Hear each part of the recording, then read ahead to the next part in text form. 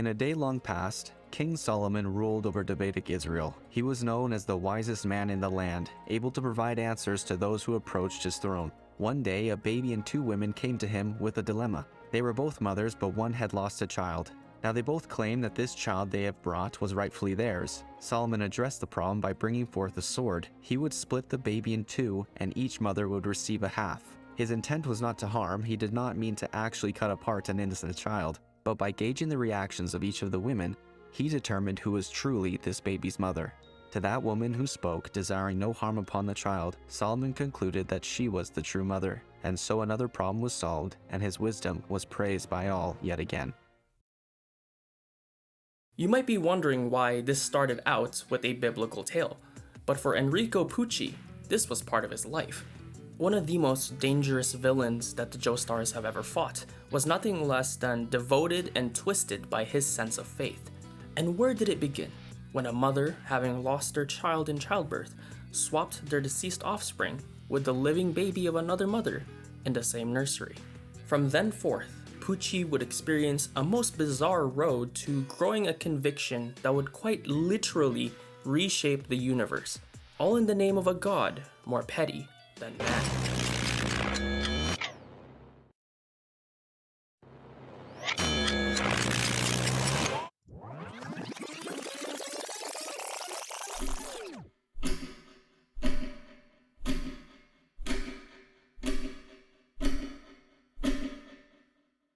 Enrico Pucci, born to a Roman Catholic Italian-American family. He joined the local congregation as a priest.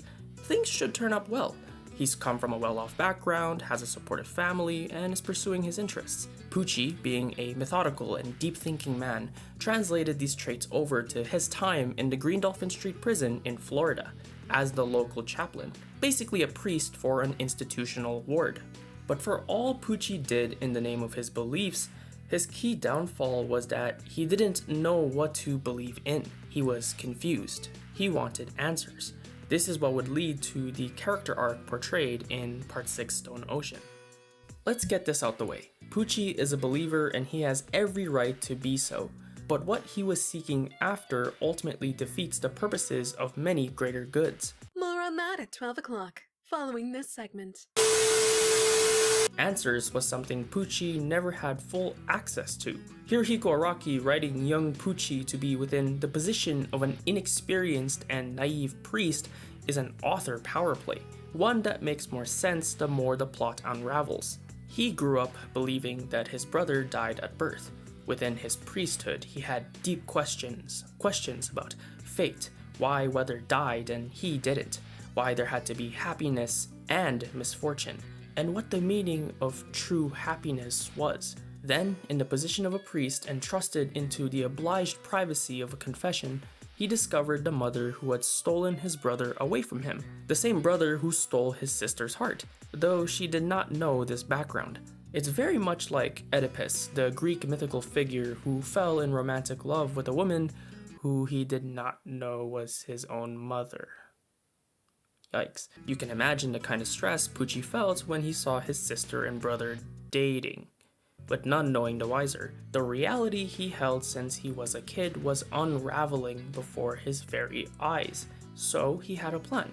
Out of love for his sister, he would pay some thugs to scare Wes, his brother, away. Instead of just scaring him away, they nearly killed him out of bigotry. They also harmed Perla in the process. With Wes seemingly dead, Perla threw herself to the waves beneath a large cliff, her heartbreak being too much to bear. Where did all this start? When Pucci withheld the truth from both. But it's understandable why he would. It was shared to him in confession, a sacred privacy in the Roman Catholic Church he was a priest of. The actual priest meant to be in the confessional was not present, so Pucci was willing to take up the spot sympathetically. This may have been his only good act of faith. However, before Pucci's faith can be explained, let's circle back to something he wanted for himself: answers. After Perla died, Pucci was left heartbroken and filled with guilt over her death, as his actions had inadvertently caused the worst imaginable scenario to happen.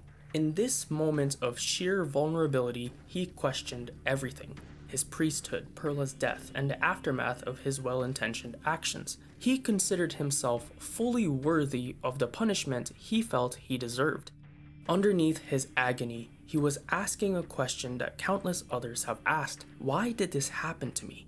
Though it's not outright said, Pucci must have been filled with complete and utter guilt. Guilt that he could not yet comprehend nor gain answers to. Guilt saps away at happiness like a weed in a beautiful garden.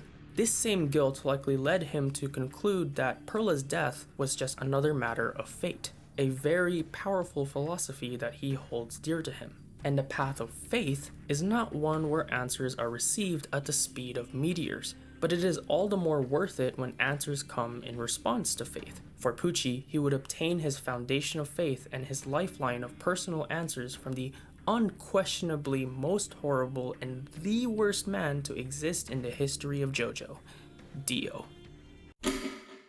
These are your typical villain origins. In Pucci's eyes, though, all of this is considered fate, and fate of this definition to him is a fundamental force that binds the universe together, just like gravity and time.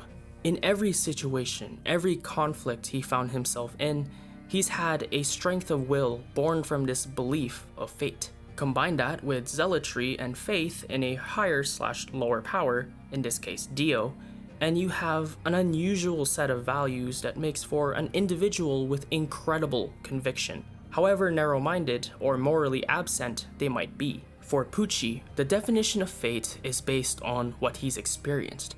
Drawing from personal experiences to help explain things is not a bad thing, but if it's as complicated and as manipulated as Pucci's, it doesn't add up well in the end, especially in the narrow-minded pursuit of a widespread cause such as Dio's heaven. His vulnerable position as a believer made him more susceptible to the mysterious philosophies of someone as charming and wicked as Dio.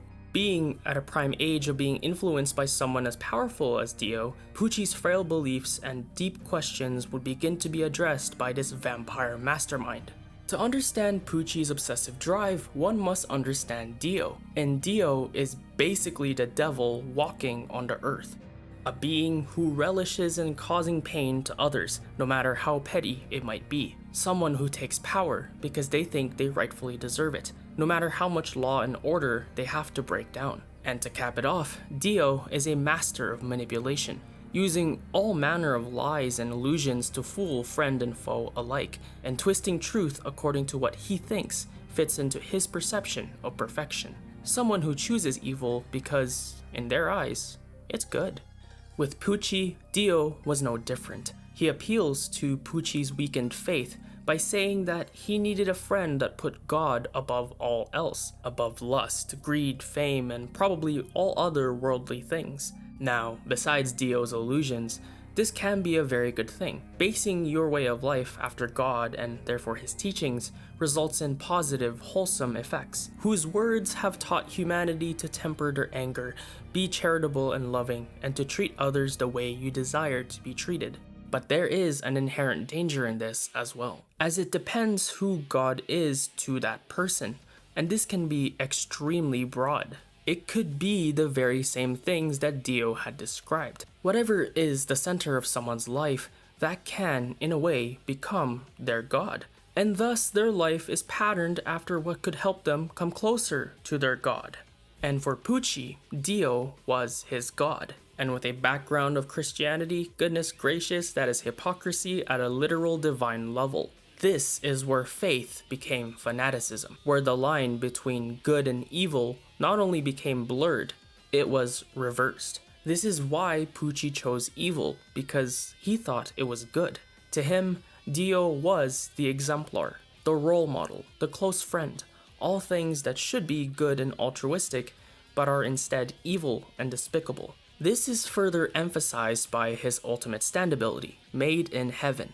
While he claims that he can help humanity reach heaven, its power was more or less utilized for the annihilation of his enemies.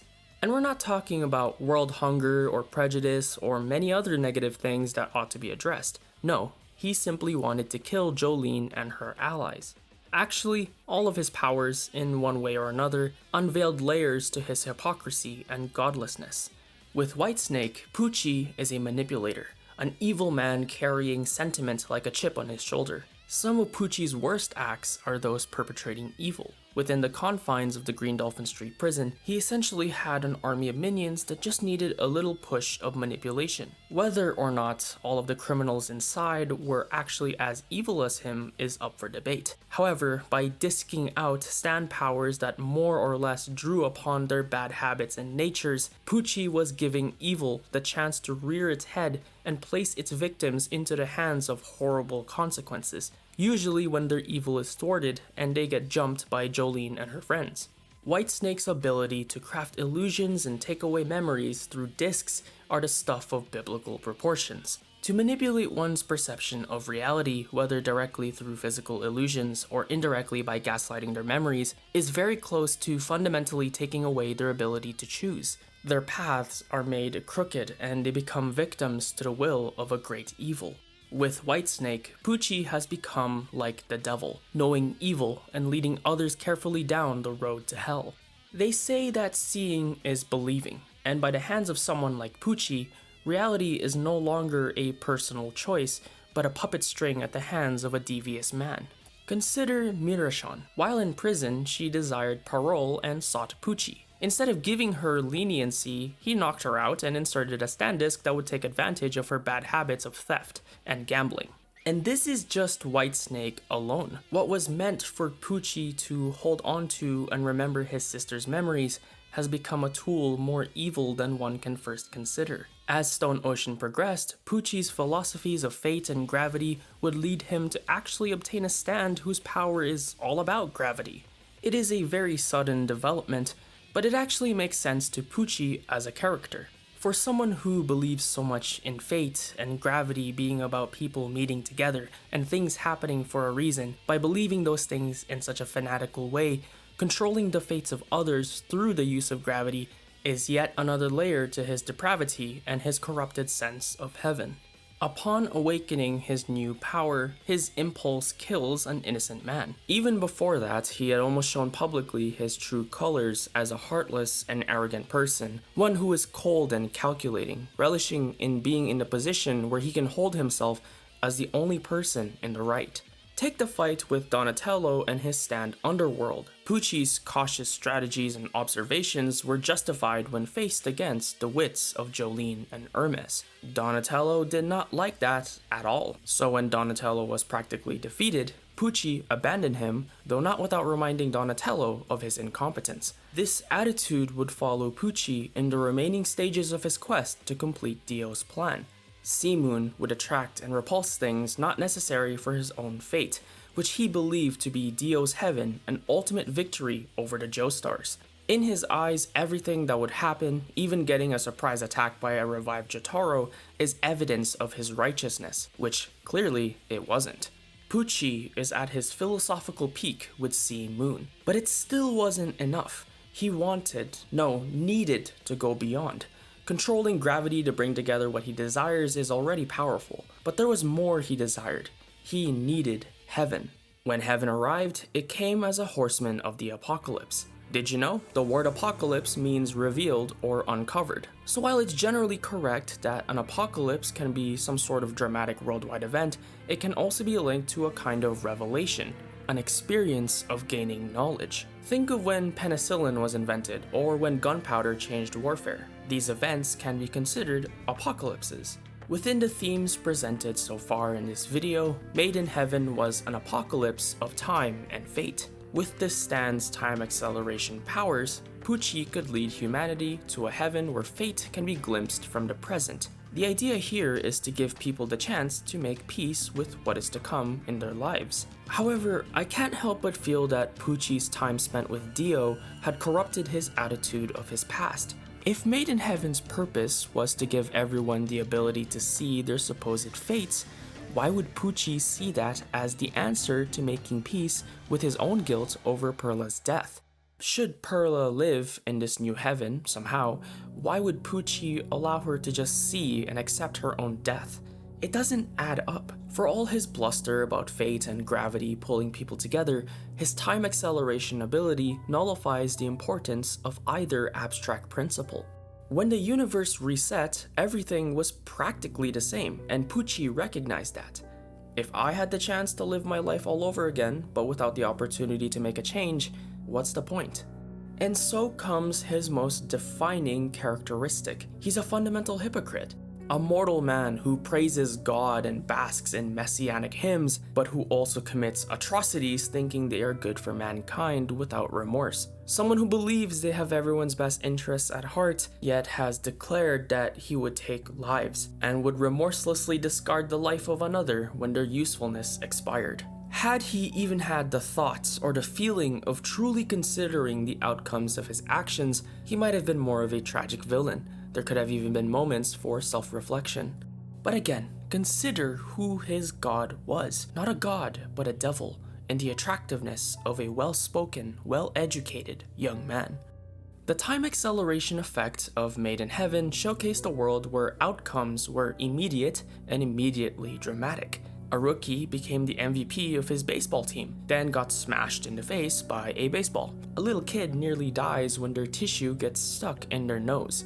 As much as time can be a problem, time brings forth experiences, and experience is the best teacher. Remove time from the equation, and all manner of principles and lessons that experiences bring are made irrelevant. Pucci's ultimate goal, however manipulated it might have been, erases the purposes of choice and experience born from adversity. Removing the learning curve makes for less experienced people. Removing the purpose behind tough experiences leads to a doomed world. You could even say history would repeat itself, and that is basically Made in Heaven. In Pucci's eyes, a world where people could live according to their ability to control their fate is based around the perspective he has shaped by his devotion to Dio. However, Dio, who has been at the mercy of fate during his younger years, arguably the most influential years of any person's life, is nothing less than a monster. Again, here plain and simple is Pucci's hypocrisy unfortunately made clear. His personal vision of heaven, however much conviction he had about it, is not universal, no pun intended. Because people can make their own choices, there's bound to be people who disagree with Pucci, like Jolene. It was a heaven that they could choose to accept, and that was a choice Pucci was willing to accept on behalf of the world, with or without their consent. And by this point, I'm not even sure Perla mattered anymore. His search for answers completely changed his trajectory in life. What may have been a search for overcoming his guilt has become the road to hell, with bodies paving the way towards a heaven of his twisted imagination. True happiness, to him, unfortunately, was a heaven only he and his evil god would bask in. In essence, he's playing God. As he had manipulated characters like Weather, Jolene, and Foo Fighters with his plots and philosophies, he's trying to manipulate the fates of others to suit his vision of a perfect world. That's literally the basis for why Stone Ocean even started, with Jolene being framed so that Pucci could extract Jotaro's memories for Dio's formula of heaven. He's playing with the fate and destinies of the world by giving them the choice to accept what's gonna happen to them. He's giving them his definition of fate, all the while pulling strings and scheming relentlessly. From his false god, he could gain answers. Yet, all he really received was a formula leading to his ultimate demise. Pucci's heaven was bound to be torn down because people desire different things. While Pucci did in fact create a new world and gave everyone the choice to see things through before the time and place where they can actually do that, there was one thing he could not reset entirely: choices.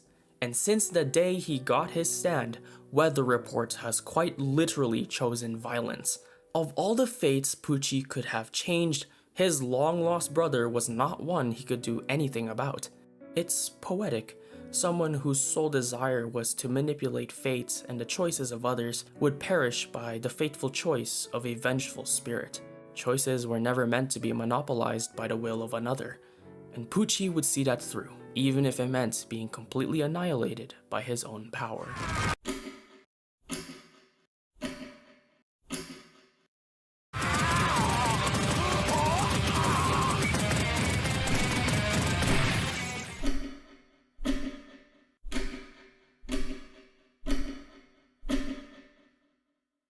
But let's answer the most glaring question that could be asked of Pucci's unbelievably complicated life.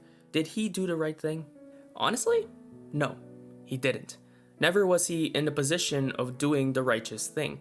It may seem well-intentioned, but reading underneath the portrayal of his heaven, Pucci would have eliminated key purposes of a human existence, to live by choice and to experience the results that come from those choices.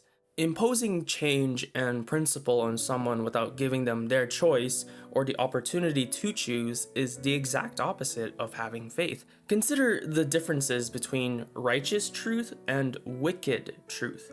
Truth in its entirety is meant to be understood with fundamental principles predicated upon the divine spectrum of good and evil. But fundamental evil, such as that found in biblical history and Disney villains, takes the truth and mixes it with some lies to create an artificial truth, a wicked truth, a half-truth, even a quarter truth.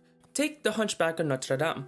Judge Frollo is a good example. He takes what is fact and essentially twists some aspects of the truth to lay suspicion and accusation on others, essentially passing judgment when he is not in the moral position to do so, all the while acting upon his own vices. So what does that say about Pucci? He who spouts mysterious philosophies of fate and existentialism and tries to use them to assert these abstract realities into what is the truth. And truth is, everyone wants different things, and this eventually would lead to fates literally clashing. Fate then is not a result of sudden intervention of outside forces, but the growing result of choices made over a lifetime.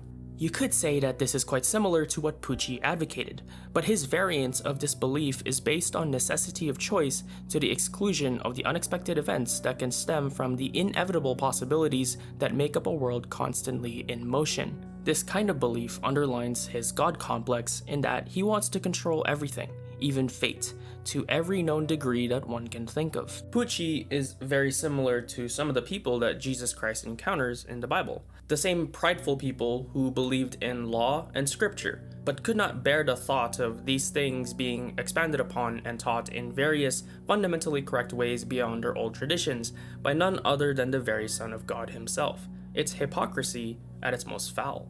Considering that Pucci was a Roman Catholic and all the themes presented in this video, I thought, let's get biblical. In the 7th chapter of the Gospel of John, Jesus Christ was teaching the Jewish people at the temple. The Pharisees, basically higher class Jews, started to despise the fact that Jesus, in their eyes, had the audacity to teach the principles of God's commandments without having any valid credentials to do so under the law of Moses. Prior to this, Jesus healed a man on the Sabbath, among many other miracles, all of which was apparently wrong in the eyes of the Pharisees. More specifically though, Jesus Christ was teaching the people about the power of obeying God's commandments and the knowledge of their divine blessings. What is the Pharisees' response? Let's persecute him because he's not teaching our truths, our traditions. It's a closed-minded approach to faith and God that has consumed many people throughout history. The Apostle Paul even compared this kind of negative attitude towards simple truths by directly comparing it to being deceived by the devil. With this description, it matches Pucci's hypocritical facade of being a good man, and this is all according to the imperfect state of his beliefs. Another prophetic figure, Jacob, taught that this spiritual blindness came from looking beyond the mark. What does that mean? In the context of this video's topic, it suits the definition of following a false truth and acting upon it. This also matches with the Hebrew and Greek definition of sin, which comes from the word hamartia. As well as being the tragic flaw of a character, it is also defined as missing the mark, or to err, which can mean to be in error. That also happens to fit the concept of sin, of which Pucci has many. And while sins and mistakes are meant to be overcome and grow stronger from, Pucci reveled in his wrongdoings because, again, he thought they were good. He was blind to this, and that's what makes him so unfortunate as a faithful believer searching for answers in the dark. There is a difference between being blind and being in the dark. Whereas being in the dark implies that there is the potential to see the right and wrong of what faith leads people to discover, being blind effectively leaves that same seeker of truth objectively wandering in a path that they believe is right, but is fundamentally wrong. There's a conceptual difference. When one knows there is light, they can try to find it. But when one believes that they themselves are the light, they ultimately stand absolutely isolated and alone in a darkness of their own making. And this is the kind of position that Pucci was in. Pucci never considered what people might have experienced in their own lives.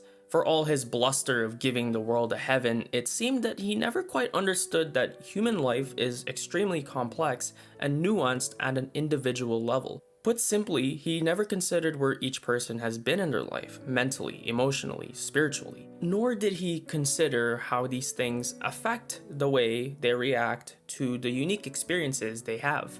Pucci's faith, being based on Dio, was that heaven would be a world where everyone could come to peace with the inevitabilities of life. But if there's anything that could happen from that kind of life, it's more chaos.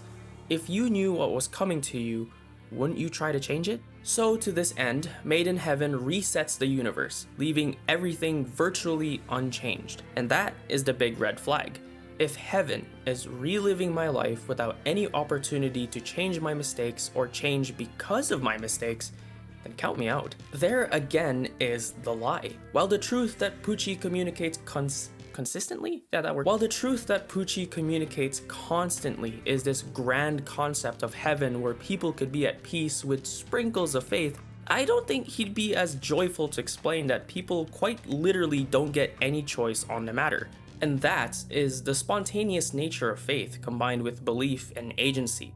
Faith can be applicable in many ways, but let's put it in the context of answer seeking. Faith then is that anyone can believe what they want to believe, to conclude what they want to conclude, and to act upon what they've come to understand based on their own unique perspective, which has been shaped by their own experiences.